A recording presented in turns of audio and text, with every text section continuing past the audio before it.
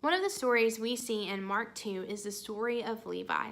So we see here that Levi is a tax collector. Israel at the time was being run by the Romans, and they would hire Jewish guys to be tax collectors.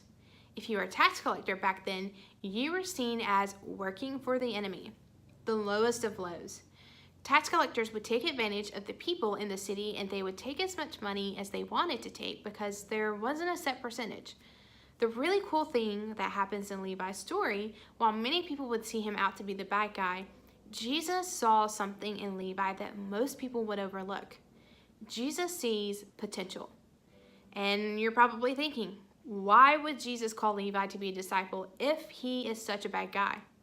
You see, Jesus comes for those who think they are unlovable, and yet he calls them out of darkness to be followers, to make it known that they are loved.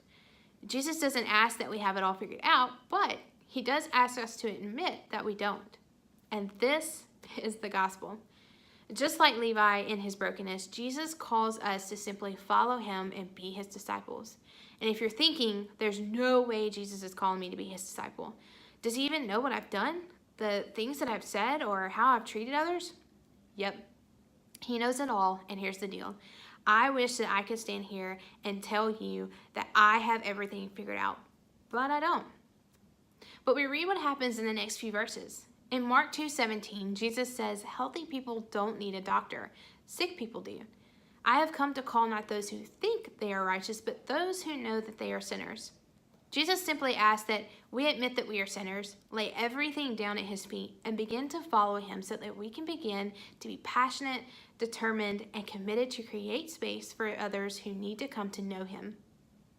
My prayer for you today is that you know that you are loved even through your brokenness. And because of that, God sees the potential in you to do the very things he is calling you to do.